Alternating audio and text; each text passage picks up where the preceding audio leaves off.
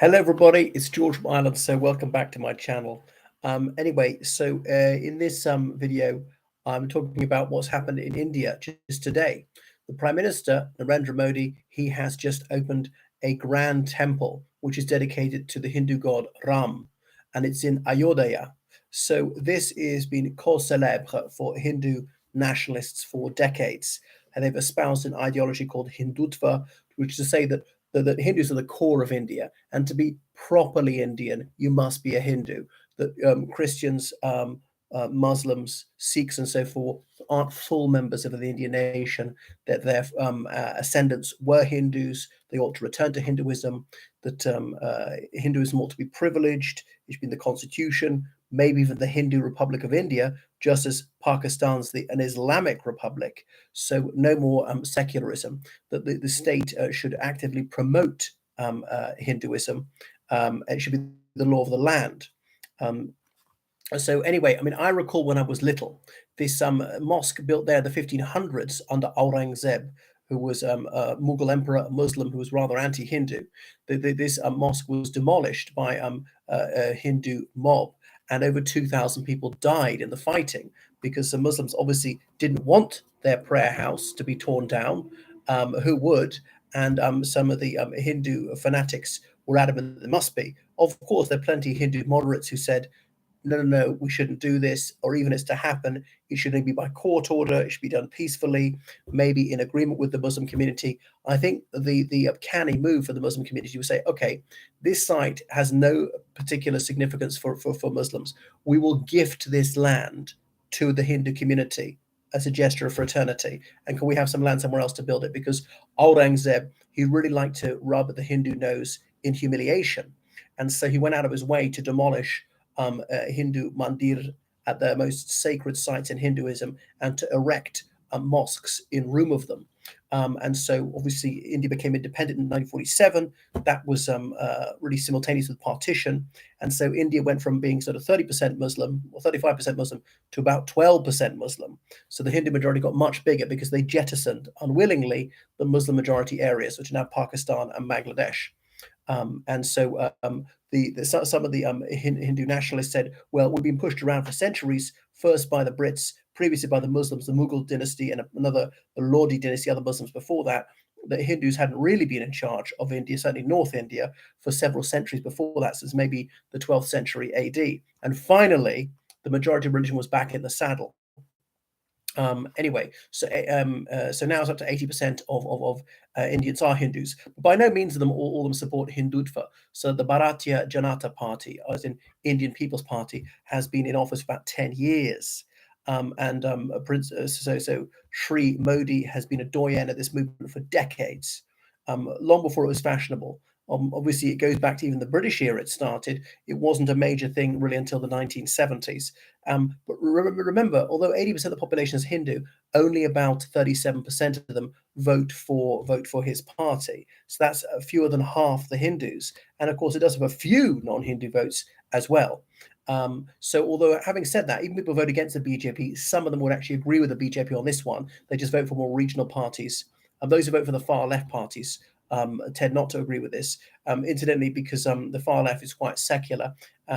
So that they okay. So we'll go on. Anyway, so some people say that this really is a degradation for the Muslim community and is very worrying.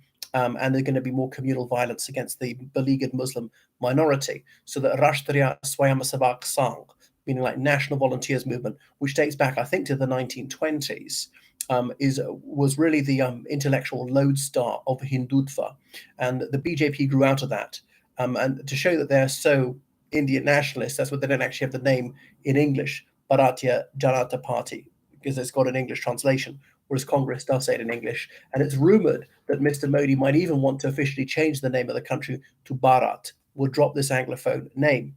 So anyway, the mosque has been built at the cost of about 170 million pounds. But the city is also being upgraded in every possible way. So it has elated some zealous Hindus. And of course, Mr. Modi is a worshipful Hindu. himself. So Hindus believe that Ram was born on that site. So that's why it is especially important to them.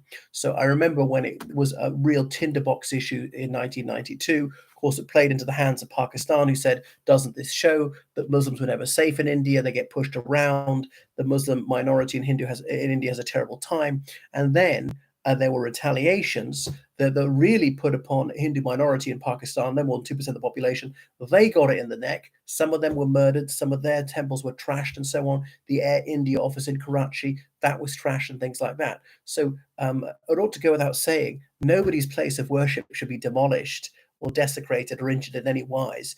Nobody should be mistreated because of his or her faith or lack of faith.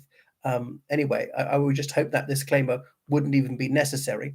But some of India's biggest names, Amitabh Bachchan, the actor and sometimes host of Crorepati, India's answer to Who Wants to Be a Millionaire, he was in attendance. Also present was Sachin Tendulkar, perhaps India's most successful cricketer ever. So saffron is the color of Hindu nationalism. Saffron flags were borne aloft with joy. There were images of Lord Ram all over the city, and there was a big procession. So this has really catapulted Sri Modi to iconic status. And the chief minister of that state, of Uttar Pradesh, he was there. So there has been jubilation amongst hardline Hindus, and people are lighting up their lamps in celebration. Anyway, so yeah, this has been broadcast all over India, but is highly contentious. And so some secular Hindus are also deeply uncomfortable about this. But in Muslim countries, it hasn't gone down well at all. And all right, that mosque wasn't that so important in itself. But if you demolish this one, you'll demolish another and another and another, and soon there'll be no left. There'll be none left. Okay. And there are parts of India, let's say Mumbai, where Muslims are more of a significant minority. And there are a few streets where they're even the majority. So and so some of the Pakistani-backed terrorist forces, the Jammu and Kashmir Liberation Force, Hizbut Tahrir, Jaish-e Muhammad, and so on, Lakshar-e-Taiba, active in Jammu and Kashmir, they will attack even more because of this. There are going to be even more atrocities. Now, I mean, demolishing a mosque is bad, but I do not put that on the par with killing anyone. No, this wouldn't be remotely justificatory of killing even a single person.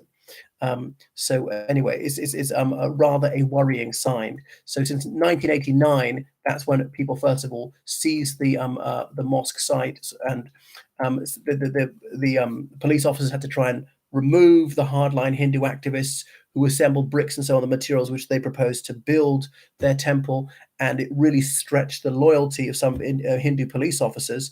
Is a heavily Hindu state. I'm saying, which side are you on? Are you a Hindu or not? Why are you going to side with Muslims against your own religion? And of course, it was very difficult for them to resist such pressure. Anyway, so are they going to do so much to churches and so on? But I don't think churches were deliberately built on places which were holy to Hindus. So it's a very worrying and retrograde step by Mr. Modi, who's widely believed to discriminate against Muslims. He was chief minister of Gujarat, one of India's most popular states, in 2002, when there's an outbreak of communal violence, when thousands of Muslims were killed, and indeed a few hundred Hindus were killed as well. He was even banned from visiting the United States for a while. But at the moment, he's just too important in geopolitics for the US to ostracize like that.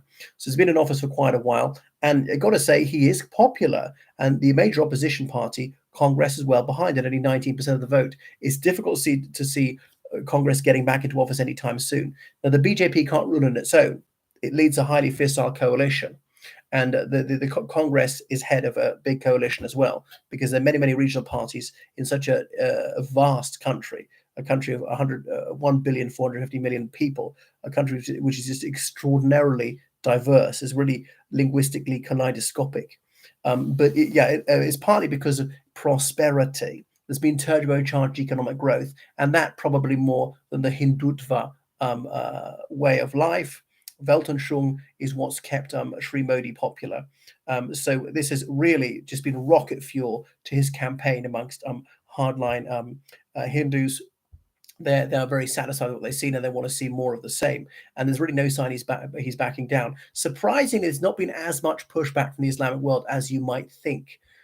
He's maybe not as reliant on them as oil, gas as he was before, because of course he's buying it relatively cheap from Russia, India spreading its wings. Yes, it gets remittances from workers in the Gulf, but it does. I don't know if any of them Indian workers are going to get sacked in reprisal because of this. Thank you so much for watching my channel. Make sure you subscribe on Patreon, donate on PayPal, georgecallahan79 at gmail.com. Goodbye.